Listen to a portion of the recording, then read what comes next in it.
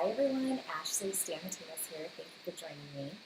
In this video, I wanted to talk to you about what you can do and what you can look for when it feels like you have family members who are sick. And what I mean by feel like is when it feels like everyone around you is sick, when you are overwhelmed by having so many people in your life who are dealing with serious issues. So if you're interested in that, please stay with me. What prompted me to do this video is I was actually at a family gathering recently, and there was a woman at the family gathering. A lot of these videos are surrounded by, or stemming from family gatherings, I think. I gain a lot from my family. So I was at this family gathering, and a woman was talking to a group of us, and she was explaining how her father is getting dementia, and her father is very ill, and it's very hard on them, and he used to be very active, and he can't do all of the things he used to do.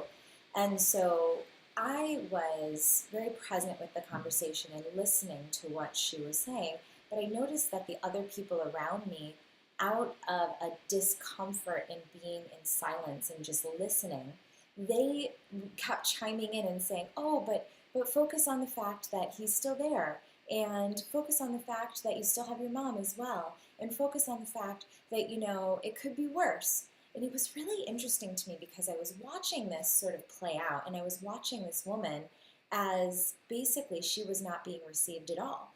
Every single piece of information that she was offering from a space of vulnerability, and she was opening herself up to talking about a challenging situation in her life, the women around were actually trying to change it and mold it and redirect her because they felt that that would help her.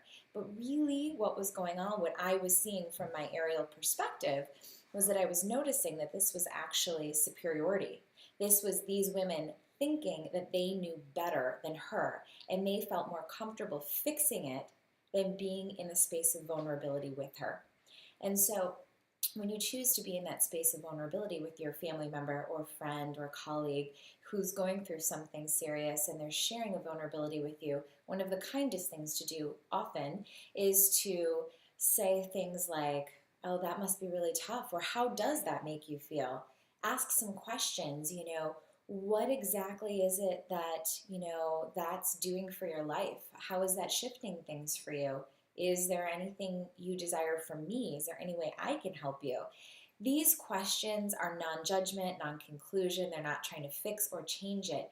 They're observing and asking questions and being present and being in that space of vulnerability. A lot of the videos that I offer you guys, I talk a lot about the space of allowance, and I think that's really important when you have family members around you who are ill, who have health issues. You want to really be in allowance of them to deal with it the way they need to deal with it. And remember that you might not deal with that health issue the same way that they do, but that's okay. They have a different lineup of things they've learned in their lives than you. You have different choices. And remember, life is a series of choices, and you choose things differently than them. So being in allowance of them is key, and it's a kindness to them. You can also ask, if you're in a situation like I was, where someone is sharing information with you, you can ask in your head quietly, what can I offer that they can receive? What can I offer that would be a kindness for them? And that's so generous of you, because then you're sort of playing out, before something comes out of your mouth, what can I offer that would be kind and supportive, or would meet them where they are in a way that would be in that space of vulnerability with them, allowing them to be how they are and to deal with things the way they need to. Another thing is, I personally have sometimes been in places in my life where it feels like everyone around me, there's so many family members and friends who are ill with, cancer and dying and just like so many health things. We all know people who have really serious health issues, and sometimes it feels like there's a lot in your family. I have a lot of people in my family, so it does happen sometimes, and that can really overwhelm you.